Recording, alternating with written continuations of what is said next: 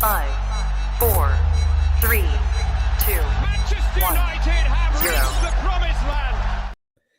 Well, morning, everybody. How are we doing? It's still not quite a good morning yet. Maybe it'll be a good morning on Friday after the Real Betis game. The beauty of football, right? You can have a game every three. It's been a problem, really. Man United playing games every 3 days, but we can bury that. I think we played a game at the weekend. I can't remember. I don't think it really happened. Look, of course it did. The 7-0 against Liverpool. The fallout from it has been spectacular in all the wrong ways. Everybody has been feasting on it. The stories have been crazy. Bruno Fernandes is at the center of some serious criticism.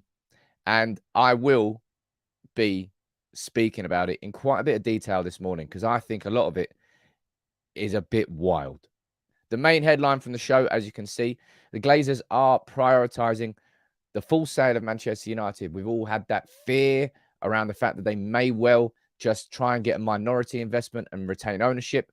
That's not what the latest reports from Rob Dawson and ESPN suggest. And tomorrow, I've got an interview booked in with the one and only Ben Jacobs. Part 4 of our interview series throughout this entire takeover process. He's really helping me and I suppose us as a community understand everything that's going on. But good morning to everyone in the community. Let me say hello to a few of you down here. And nice to see you back, buddy. Vicky, you're there as well. Collins, good morning to you.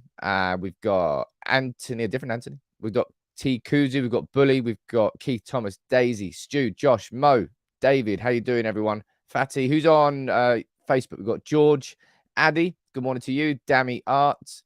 We've got Stephen Lawrence. We've got Ian Cartwright. And there's plenty. John Ryan there too. There's plenty more of you watching. Good morning, everyone. Of course, the fallout from getting absolutely spanked 7-0 by your biggest rivals is going to be bad.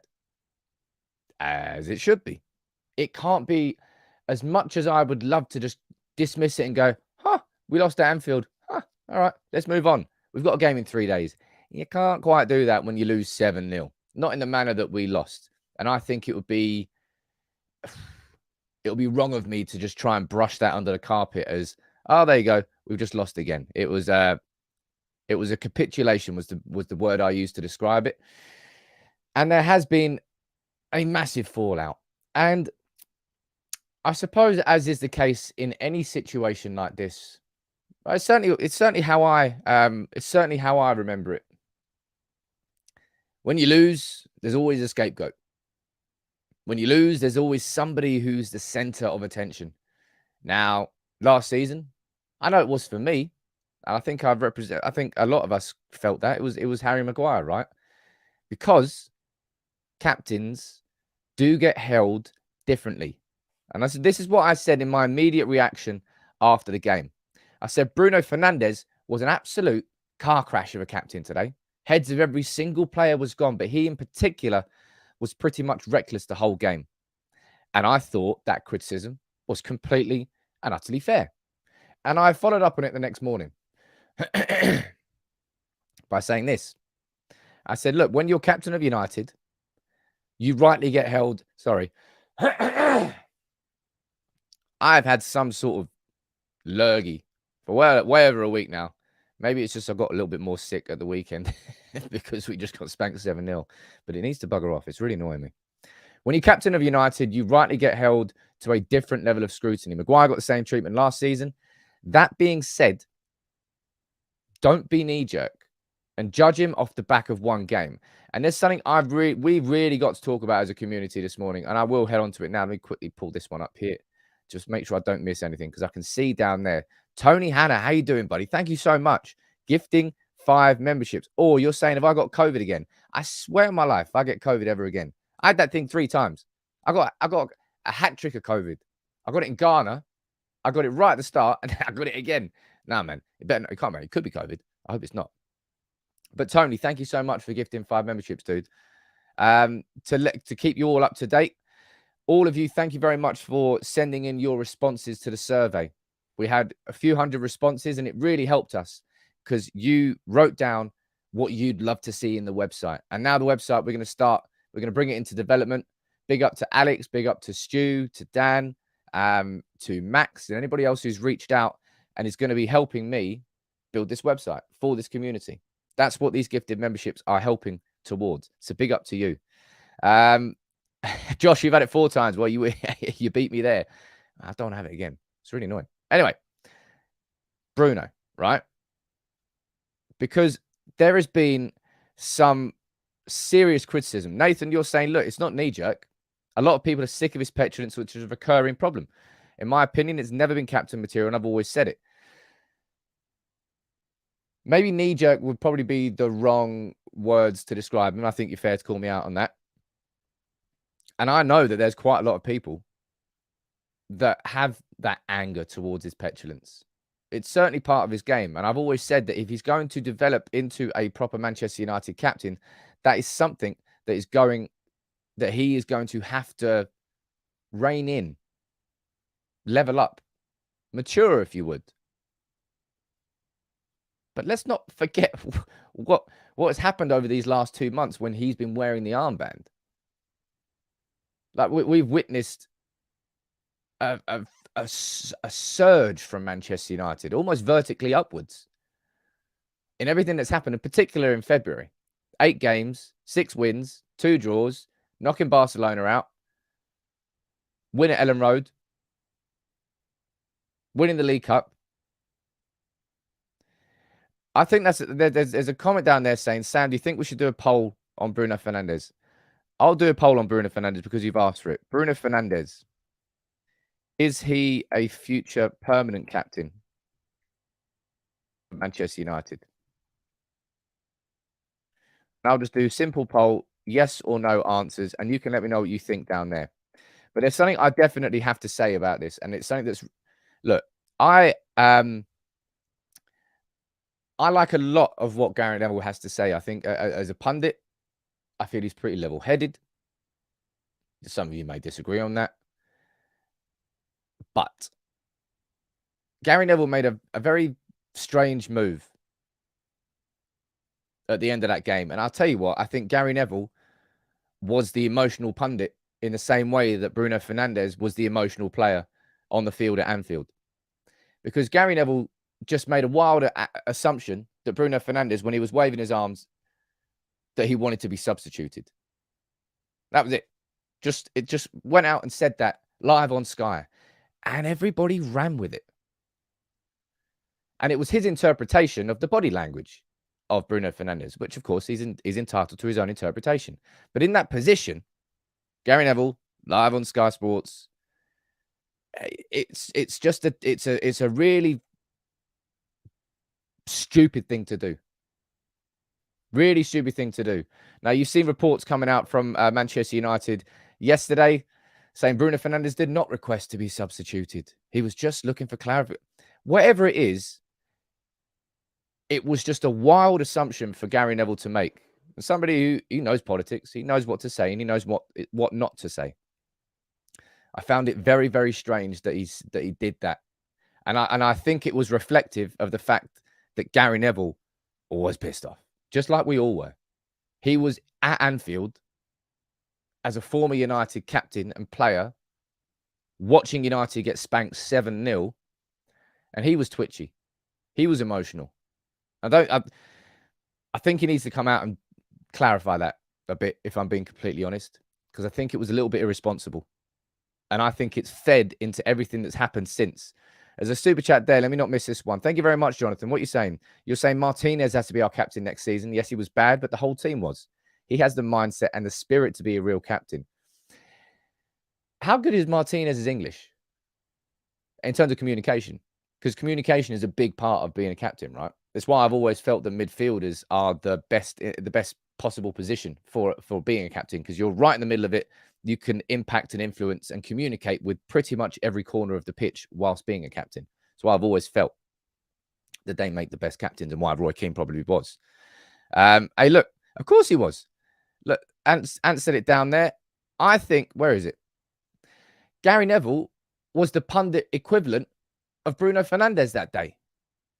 He was emotional. He was riled up.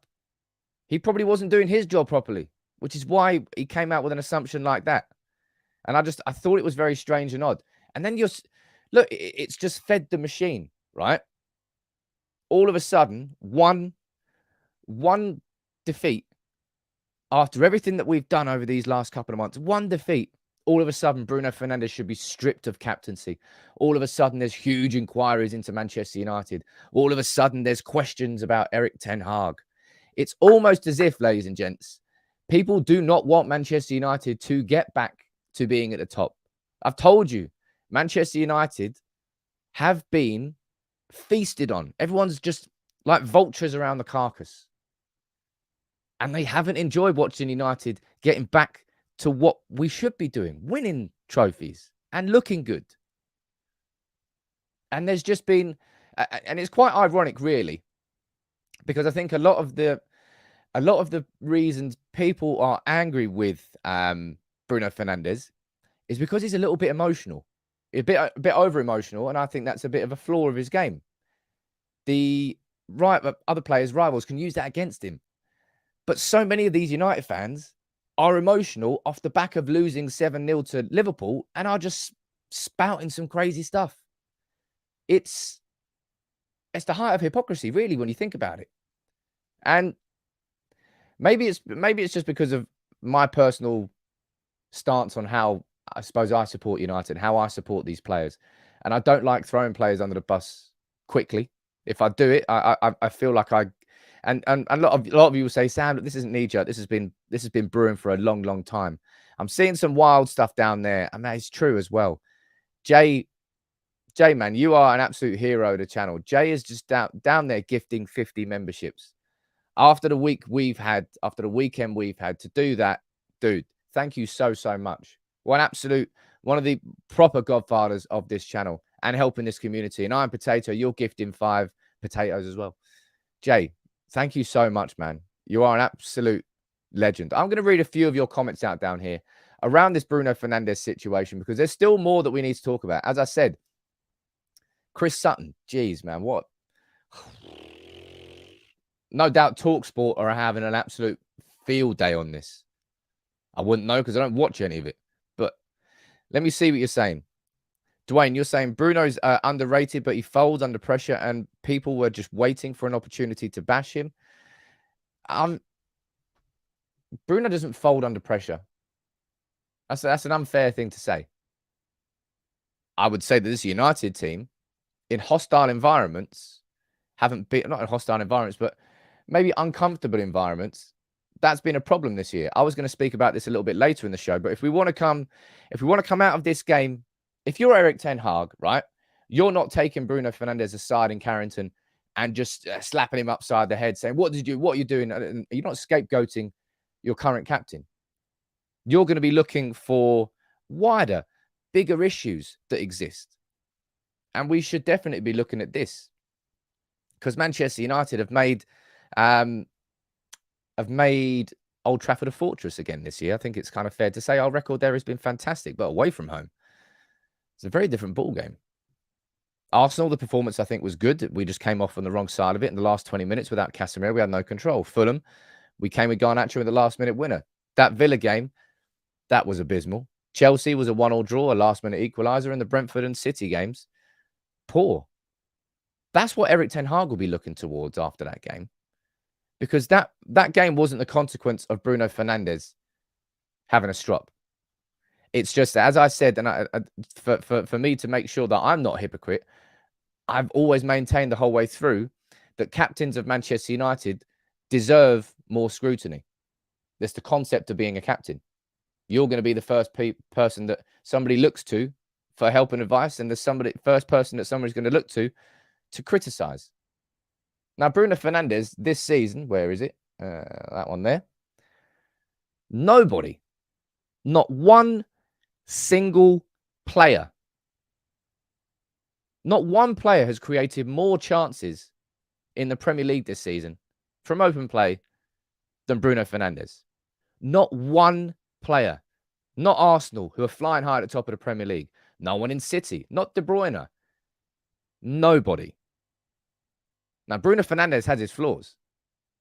He absolutely does. And that's why I do understand if people have reservations about whether or not he could or should be the new permanent captain. Let me go down here and look at the poll results so far. So we've got 800 votes in, and 60% of you are saying yes, and 40% of you are saying no. So quite split. Quite split, but at the moment, just a few more of you saying that you think he could be a captain rather than not. Added by to you're saying, look, we can't keep dwelling on the game. Today will be the last time that I hopefully have to mention it, because the majority of the show is going to be dedicated towards the Glazers and the full sale. And then we've got the Real Betis starting 11 coming out at lunchtime. As I said, the beauty of football is that we don't dwell on this game. The beauty of football is that we can move on only 3 days later by putting in the right performance against Real Betis and then beating Southampton at the weekend. 2 wins there. And we can not forget about it, because it will never be forgotten about. When you lose 7-0, if we beat Liverpool 7-0, we would never, ever, ever let them forget that. And I don't think they're going to let us forget it. And that's just the way it goes in tribalism in football. You got to deal with it. Shafiq, you're saying, I think the stigma on Bruno is that he always throws his hands in the air. You see, every game, that's probably why Neville said that. Neville said that because we were 7-0 down at Liverpool, and he saw the body language which he didn't like. And unfortunately, he made an assumption that that was him asking to be taken off. And then, of course, you're seeing all the stories that are coming out from the wider press. Chris Wheeler in the Daily Mail, sources close to United have indicated there are reservations inside the United camp over whether Bruno has the right attributes to take on the club's full-time captaincy role. Of course, this is 7 days after he lifted the cup. Many United players included were irritated by Bruno Fernandes' behaviour on the pitch, as was I. And we all can. And that is where this criticism needs to lie. But the idea of extending it to Bruno should never wear the armband again. Bruno needs to be dropped and booted out of the team. That's where you're taking it a little bit further than it needs to be. And of course, that's my opinion, right? And everyone's entitled to their own opinion. They're like arseholes, everyone's got one. And not everyone agrees with them. But have you seen this bit as well, by the way? I forgot about this. This Bruno Fernandes stuff is absolutely mad. You've got referee support charity have called for Bruno Fernandes to be banned for 5 games. Just like someone doing a Ronaldo celebration or a Cruyff turn, children will mimic what they see on TV. We're talking about a world-class official, question marks, being pushed in the back here. Fernandes behaved like an entitled child. The onus is certainly on the FA. We believe it should be 5-game ban for him pushing the linesman in the back after the linesman manhandled him. This is what I mean about the exaggeration of it, the hyperbole around it. Look, I shouldn't be surprised that there is hyperbole because we lost 7-0 to Liverpool. If ever there was going to be a game where there was going to be hyperbole, it's when you lose 7-0 against your biggest rivals. 5-game ban. I mean, come on. That's witch hunt levels, that is. That really is witch hunt levels. And as I said, the referee grabbed Bruno first. And he was like, just get off me, man. My natural position as a United fan in situations like this is to come out and defend my players. Say I'm right, say I'm wrong. That's my personal position. I will always do it with my players until I reach a point where I don't personally feel that I've got the energy to come out and support my players. But I've got plenty of energy for Bruno Fernandes. As I said, not one single player in the entire Premier League has created more chances than him from open play this season. And in this 2-month period now, since January to now, it's just been beautiful, looking upwards, man. So much positivity around the club. And then you go and lose 7-0 to Liverpool. It's the manner of it. It's the scale of it. That's what's creating this hyperbole. Alex, you're down there. I mean, siege mentality are 2 words I normally associate with Jose Mourinho, but it's just my personal position. Bruno, I will defend.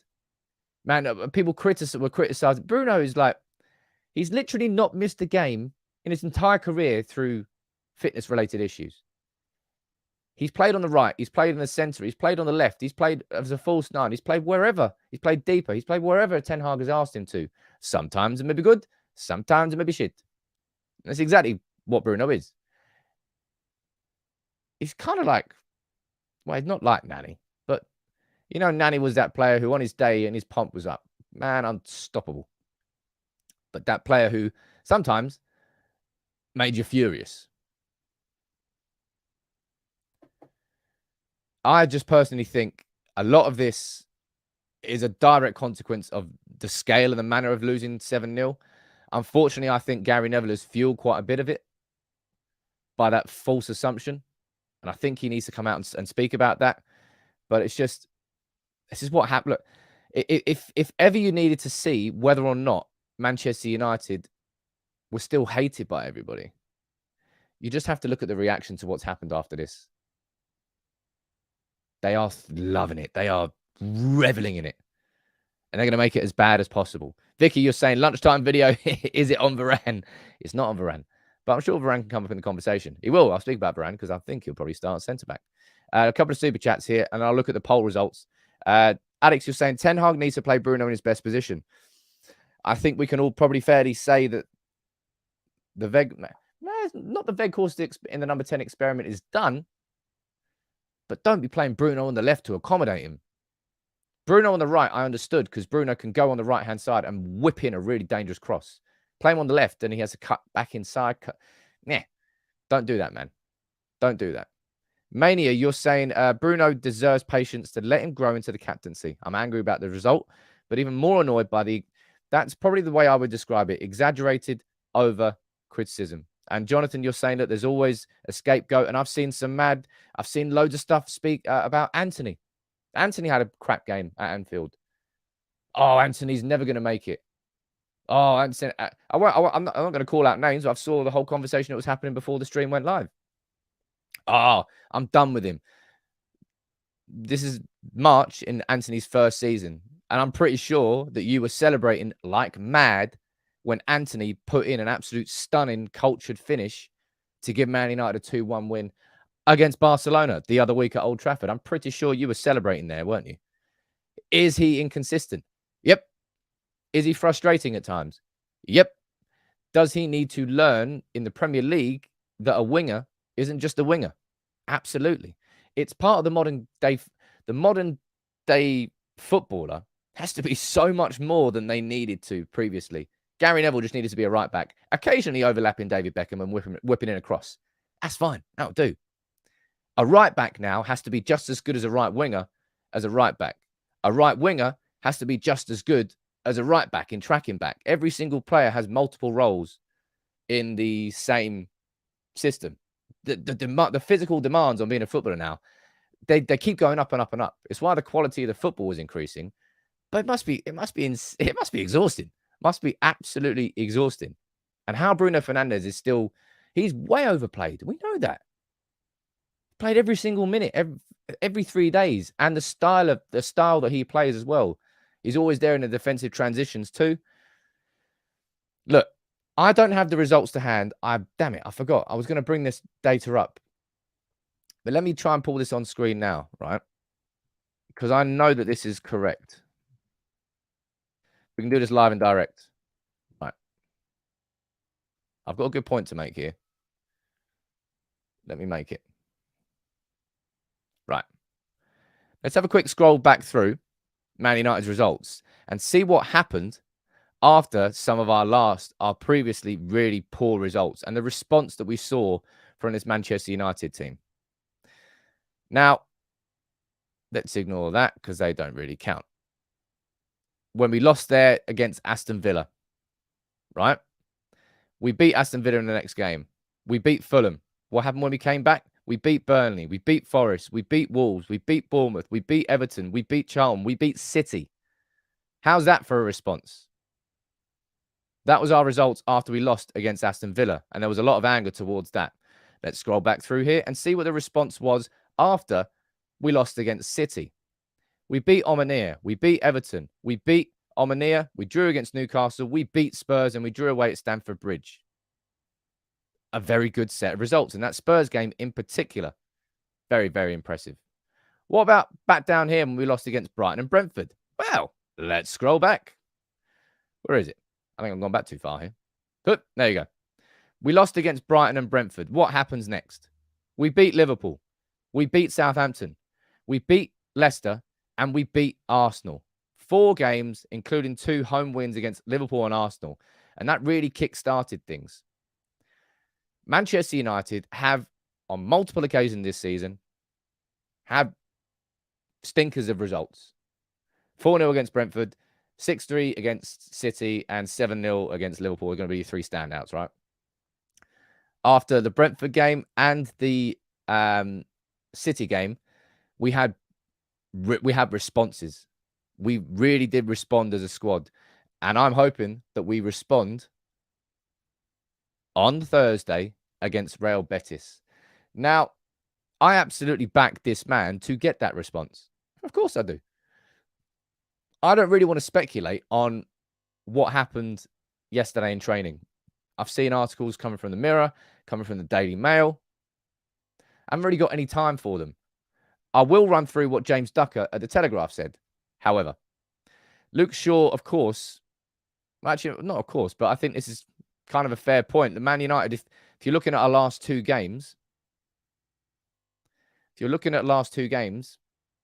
we haven't been at the races, man. West Ham, well, we made 6 changes, I think. And then it took the Garnacho late winner. But we were definitely complacent against Liverpool. I say we were complacent against Liverpool.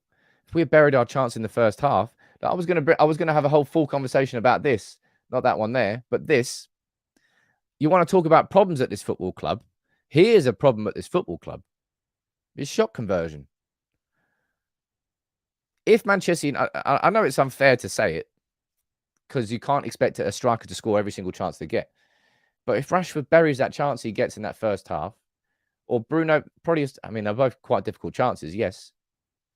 But if our shot conversion was better, we wouldn't be in the position we're in. Are we missing a number 9? Hell yes. We've played this entire season so far without a fit top-level number 9. Martial, in and out. Pointless having a conversation about him. B, Ronaldo. Pointless having a conversation about him. He's never fit at any point this season. C, Weghorst. He's not an out-and-out. He's not really scoring goals. He's helping the team overall in certain games. Other games he isn't. But we need that goal scorer, man. We need that goal scorer. Victor Osimhen or Harry Kane, whoever it is in the summer, please. We need you. But speaking about the summer, in fact, before I move on to this, I'm going to move on to the main story of the day around the full sale of Manchester United and updates from Rob Dawson and ESPN. I'll head down to the poll. I'll read out the poll results and I'll read about a few more of your comments before we finish this conversation down here. And I want to say thank you one more time, man, to Jay, gifting 50 memberships. I can't brush over that enough. You're absolute don, man. Thank you so much. Honestly, I can't wait to build this website for this community. Again, keeping you updated. You're helping the channel grow. It's wicked. And I want to make sure that this channel grows how you want it to grow just as much as I want it to grow. Bringing on somebody to help with the social side of things because again, it's always been me doing Twitter, Instagram, Facebook, YouTube, and TikTok. And there's a lot. It is a lot. So I'm bringing someone on to help me with those. I brought on a community manager. Big up to you, Dan, to help with managing everything. Got new designers on for more merch. Got the Return of the Arms is coming very, very soon. That's going to be coming in March. There's loads more. And big up to all of you. So make sure you drop a like on the video and do subscribe if you're new. I rarely say it. And people always say this to me because, mate, you never speak about it enough. Drop a like on the video. It does make a big difference. Goes to show you the YouTube algorithm that you're all enjoying this content. Mania. Yep, I need these actually. I'm going to be getting the emojis done for members. I'm going to have a big refresh and an update. PT Raskin, is Casemiro injured? I don't know. He looked pretty injured. You saw him grimacing against Liverpool after like 10, 15 minutes, didn't you? And he played 70. I imagine that Casemiro is going to start this game. I think Erik ten Hag knows the importance of it. He really does know the importance of it. But we don't know that. Can you afford Phil Jones? Phil Jones on, what is he on? Like 70 grand a week? Goodbye, United People's TV, if that happens. Yeah, I brought Phil Jones in. He got injured on his first day of work. And then I had to pay him out on a contract, on a medical retirement for 6 years. United People's TV doesn't exist anymore. Sorry, guys. That was probably what would happen if we brought in Phil Jones. But let's speak about the main conversation here today, right? Because this needs to happen. The full sale of Manchester United. That's a TRA section there behind the tunnel as the players walk out. And that's the 1958 banner. A full sale only. That's what we all want. That's what we're all waiting for. Will it happen? This is the latest update coming from Rob Dawson from ESPN. And as I said, tomorrow, I have got another interview coming out with Ben Jacobs. Another big update. Another, maybe not a big update, but another full chat about everything that's happened over these last few days and everything that's going to happen coming forward. Miss Teacup saying, Sam, new day, time to turn the mannequin. Now, the mannequin's still sad. But I've said this before. That's something I want to bring to the community members. I just haven't found the way to do it yet. I want you to choose every week what face you want on it and probably what shirt you want on it as well. Because look, I've got all those shirts behind me there. And I'd like you as the community members to be able to choose what face and what shirt you want. But I need to figure out the best way to do that. I'll ask Dan, community manager. He can help me sort that out. Let's speak about this full sale, right? This is coming from Rob Dawson from ESPN, right? Manchester United staff have been assured clarity on the club takeover by the end of the season. Now, that has definitely changed, right? That's the first thing we will say. We were hoping by the end of March, hoping by the end of Q1. Now, that was Disney. It was something that I hoped and I imagined that could happen if the Glazers didn't drag their heels, but the Glazers aren't getting the prices that they want, and the Glazers are dragging their heels. Who could possibly have predicted that? It's exactly the way they've operated as United owners this entire time, right? It's from Rob Dawson. Manchester United staff have been assured there should be clarity on the club's ownership situation before the end of the season. Qatari bankers Sheikh Jassim bin Hamad Al Thani and Sir Jim Ratcliffe have both made public their intention to buy United. They are among the interested parties who are set for meetings with the club and the Rain Group before the end of March. Now, that was an update that happened over the weekend, which I didn't do a video on because I spoke about it with Ben Jacobs in our third interview. That second stage is a really encouraging stage, right? Because these conversations wouldn't be reaching the second stage if the Glazers weren't ready to entertain negotiations. Now, everything that we've heard so far is that the bids aren't enough. The Glazers want 6 billion. I think that's what we've been seeing, 6 billion, right? They're not going to get that. And we've heard all speculation that the bid from JBJ, the Sheikh, is around about 4 to 4.5 billion. But that is just speculation. And of course, that's a big gap, 1.5 billion, if that's going to be correct. The fact that the Glazers are willing to let this go to the second stage. What is the second stage? I'll explain that in a bit more detail tomorrow with Ben Jacobs. But the second stage is the true due diligence. This is when they get access to all of the books. Everything from forecasts to cash flows to upcoming sponsorship deals to 3-year plans to 5-year growth plans to 10-year growth plans, where however big the plans are. They'll have access to absolutely everything about the current earning potential and value of Manchester United and the future potential value. And by bringing all of that together, that's when they can get their true offer in for United. Now, unfortunately, this will take some time. So it's at this point where I expect this process to slow down a bit. You might say that it's already slowed down a bit over these last few weeks. I expect it to slow down a little bit more now. Make sure, I think somebody down there, mate, Nathan, dude, thank you so much. I did see that. You gifted 5 memberships. Thank you, man. Absolute Don. I think there was a super chat there from Mr. Potato Man. I think I'll read that one out. I'm not a web developer, but if I deliver bread, I deliver bread if you plan on branching your merch out in that direction. I love bread. Who doesn't love bread? Sourdough? Everyone loves sourdough, don't they? Was that just that hipster thing? Sod that. Sourdough's just amazing. Big up sourdough. Let's run through the full article here. Representatives of Ratcliffe and Sheikh Jassim have been invited for further talks despite valuing at below the Glazers' 6 billion asking price. It's being viewed by sources close to the process as proof that a compromise valuation is possible. Of course it is. We know full well that the desire for the Glazers to get 6 billion is fantasy land. They're not going to get that. However, they're going to have that public position to drive that price up, so that it's like, I don't know, if you sell a car, you might slap another couple £100 on top of it, or however much, knowing full well that you're willing to sell it for a little bit less, but just in case they come in and pay that full offer, you do it anyway. That's what the Glazers are doing, just on a much bigger scale when it comes to the sale of Manchester United. And there remains hope that a broad agreement could be in place by the end of April. So these dates are just going to keep getting pushed back, unfortunately. And it's time to let potential new owners to have, of course, we want these new owners. And that's why this deadline is important, because, okay, I'll be interested to know what your questions, your answers are to this question. What would you say is the deadline for new owners, new Manchester United owners, to come in and have the sort of influence and impact on this summer transfer window that we want them to have? So the season ends, what, 28th of May? Thereabouts. Call it the 1st of June. What would you say is the deadline for these new owners to come in, feel comfortable enough with meeting everybody, with understanding the situation of the club, and to therefore be able to fund what happens in the summer?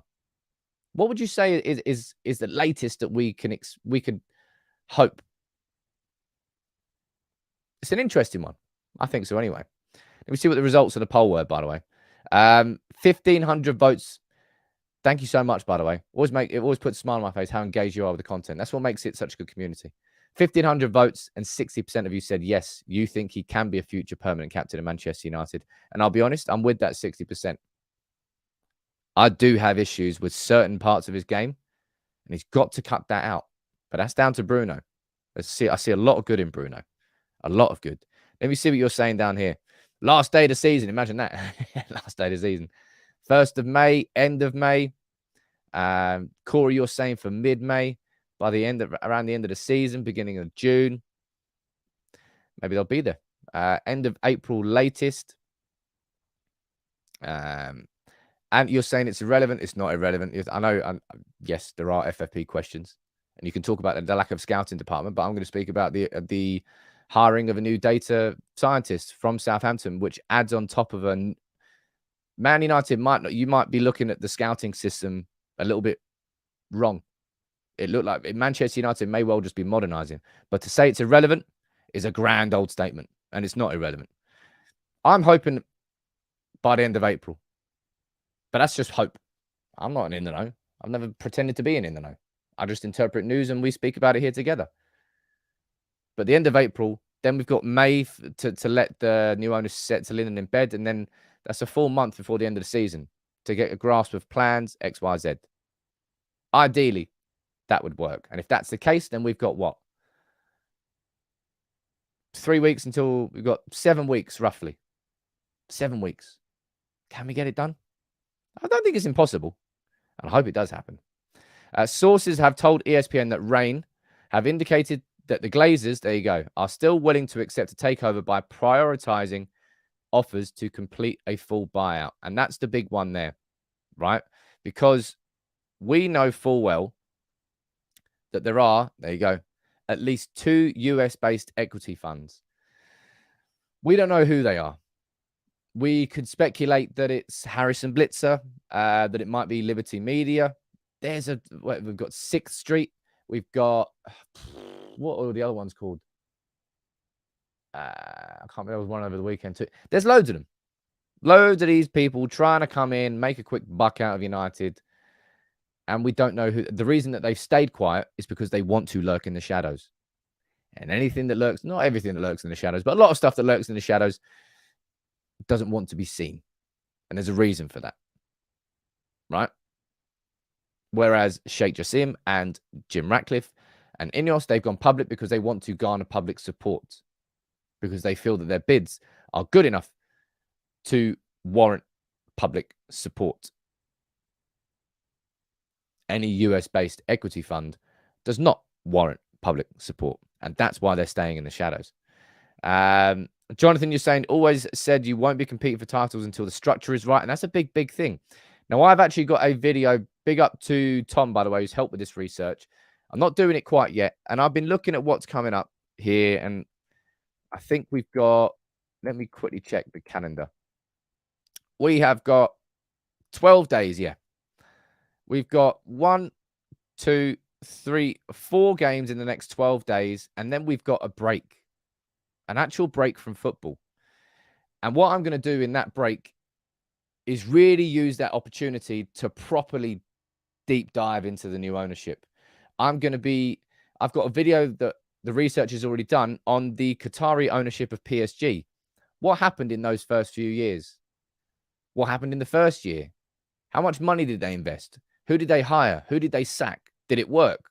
What problems did they have? Going to do a video on that. Going to also do a video on Ineos's ownership of Nice and Lausanne. Did they take any profit out of those clubs? How much did they invest? Did it work? Didn't it work?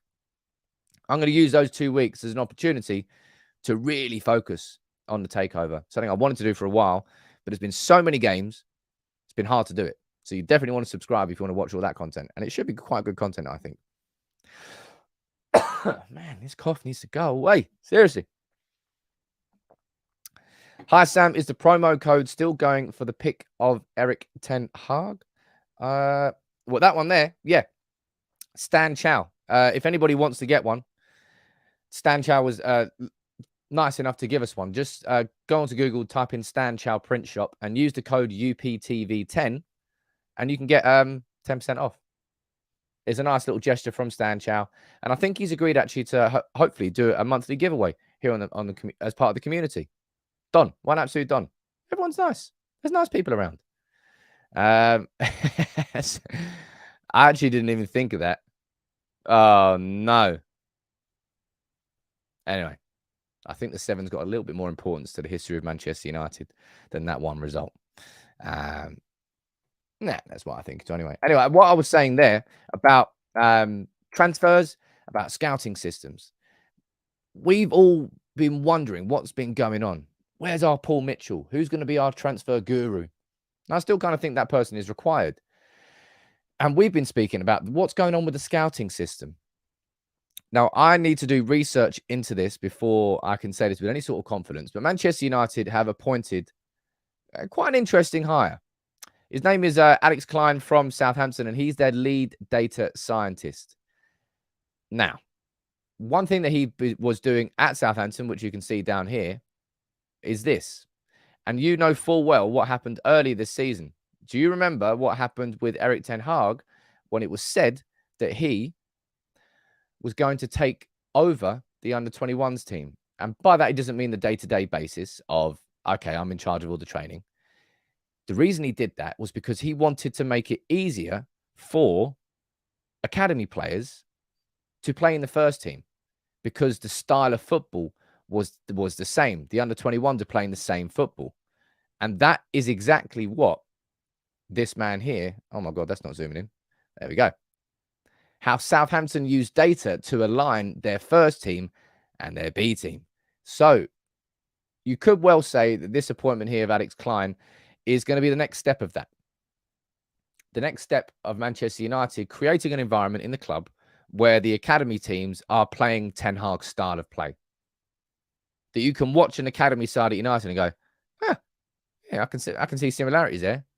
The same system of build-up, the overlapping inverted fullbacks, the centre midfielder dropping in to help the two centre-backs whenever the two fullbacks go forward. There's characteristics of United's first team that hopefully will be brought into the second team. Now, I want to do some research into this because data has been, if we're looking at the modernization of transfers, now Man United have, what's it called? Tracker Man. I think it's called Tracker Man. We've got a new system in place, which is very, very data focused because data has become so important in the modern football game that you can't ignore it anymore. And maybe it's not Manchester United needing to bring in loads of new scouts and overhaul the whole scouting system, which of course is important, yes. But maybe it's Manchester United switching a little bit of focus to data and letting that drive a lot of how the decisions are made, because it can work. I mean, look, I'm not saying let's employ the Brentford system, but Brentford were a club who really was it the Moneyball system, and it worked. It worked for Brentford. I'll be curious to know what sort of data Benfica use, because their scouts, man, they get it right. They get it right all day long. But I found this as a curious appointment. I'm going to look into it again in that 2-week period. Maybe this is going to be an opportunity for us to dive into interesting stuff like this. This might be a little sneak peek into the modernization of Manchester United. Just something I wanted to speak about this morning. But yeah, going back to summarize today's show, I think people have been going way over the top on Bruno. I think they're looking for a scapegoat, and they've got their scapegoat. I understand partly for the fact that it is Bruno, because he's our captain. So if you're going to try and scapegoat an individual, you're going to scapegoat the captain. But this is the same captain who lifted the cup a week before, and the same captain who has been steering this Manchester United team over a resurgent 2 months where we all genuinely started to believe in our football club again. All that hard work doesn't get undone by one abysmal performance, as bad as it was. Bruno Fernandes needs to learn from that, but this idea that he should never wear the captain's armband again, that he should get like lashed in the street, like it's over the top. We're better than that. You're better than that. Let the media do it, because that's what the media does. They're going any opportunity they can to twist the knife in United, they're going to. And they're not exactly twisting the knife in. We just lost 7-0 to Liverpool. They're going to be feasting on it. That's what they're doing. Don't join in. What's the point? Seriously. They're doing that to try and hurt United. You know, and if you're, you know, I'm not saying blindly support and follow players and don't criticize them. Yeah, criticize, but criticize with the intention of helping players improve. That's called constructive criticism. This is not constructive criticism. This is reactionary hyperbole. But the beauty of it is that this, hopefully, should be the last time that we really have to have an in-depth conversation about the Liverpool game. We've got Real Betis on Thursday. My video that's going to go out in an hour's time is the starting 11 for that video, for that game. Who can we put out? Who would Erik ten Hag put out to bury that Liverpool result? Because we need the performance and the result, and the same thing against Southampton on Sunday. And 2 wins there. And we can not move forward. We never will move forward. We will move forward, but we won't ever forget losing 7-0 at Anfield, and nor should we. They should be scarred by that, because we all are as fans. But look, thank you all for joining in this morning. Matt, I don't know how your mind works on Facebook, but you do sometimes catch me out with your questions. I've got you must just sit there and go, right, what's the weirdest thing I can ask today? Oh yeah, how about that? Before I get dressed. It's the normal thing to do, isn't it? And then sometimes after, when I forget. Yeah. All right. Thank you, everyone, for joining in. I apologize if you didn't agree with my opinion. I wanted to come out here and defend Bruno Fernandes. It's my natural stance on United players. If I see everyone else attacking them, am I going to join in? You might say I did join in on the Harry Maguire situation. I felt like I was measured enough, and I based it over a long enough period of time where I felt justified on that. And I understand that there are fair criticisms of Bruno's game, but don't try and undo the hard work that he's been doing in these last couple of months towards us lifting that trophy. No one's created more chances from open play than Bruno Fernandes. As bad as that performance at Liverpool was, let's not forget that. We're better than that. All right. Thank you all for tuning in. Jay, thank you so much for your gifted 50 memberships. Thank you to Nathan. Thank you to everybody else who sent in super chats. You're all dons. And oh man, we better win on Thursday. Jeez.